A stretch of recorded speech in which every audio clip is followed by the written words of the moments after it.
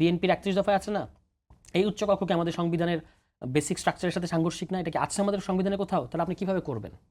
এবং আপনি যে এটা করবেন সংশোধনী আকারে যদি করেনও, এটা তো পরবর্তীতে আবার চ্যালেঞ্জড হবে।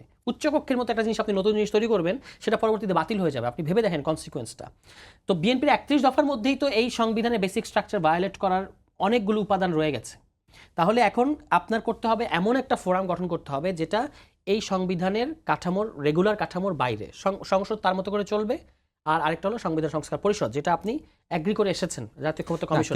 কিন্তু বিএনপির ঘরে বাইরে এক ধরনের আলোচনা আছে যে যেই আদেশের মধ্যে বলা হচ্ছে 180 দিনের মধ্যে এই সংবিধান সংস্কার পরিষদ গঠন করা হবে এবং 180 দিনের মধ্যে যদি এইটি বাস্তবায়ন করানো হয় সেটি অটোমেটিক্যালি বাস্তবায়িত হবে বলে। তো এরকম একটা ঘরে বাইরে বিএনপির এই আলোচনাটাও কিন্তু আছে যে বিএনপি এই ধরনের সংবিধান সংস্কার পরিষদ গঠনের মধ্য দিয়ে তারাও দল হিসাবে কোনো ট্র্যাপের মধ্যে পড়ছে কিনা। মানে আপনি যে যুক্তিটা দিচ্ছেন যে যেই সংশোধনী বাতিল হয়ে যায় কোর্টের আদেশে, সেই একই উপায়ে তো যেই সংবিধান আমাদের কাছে বর্তমানে উপস্থিত সেই সংবিধান আমরা পরিবর্তনের কথা বলছি সংস্কারের নামে।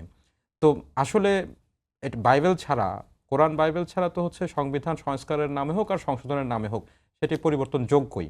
মানে পরিবর্তনযোগ্য, কিন্তু ব্যাপারটা কি? ব্যাপারটা হলো আপনি 142 মানে সেটা যেই নামেই হোক না কেন, আমার প্রশ্নটি হচ্ছে এটি। কিন্তু পরিবর্তন দুই ধরনের, একটা হলো কনস্টিটিউয়েন্ট পাওয়ার দিয়ে পরিবর্তন, একটা অ্যামেন্ডিং পাওয়ার দিয়ে পরিবর্তন। সংসদ আপনাকে অ্যামেন্ডিং পাওয়ার দেয়, মানে সংশোধন করার ক্ষমতা দেয়, এবং সেই সংশোধনী আপনি এমন কিছু করতে পারবেন না যেটা সংবিধানের বেসিক স্ট্রাকচারকে ভায়োলেট করবে, করলে বাতিল হয়ে যাবে। এটাই হচ্ছে আমার বক্তব্য। আপনি তার মানে আপনাকে করতে হবে এমন পরিবর্তন এখন আমরা করছি যেটা আসলে এই সংবিধানের ভেতরের কোনো ব্যাপার না, বাইরের ব্যাপার।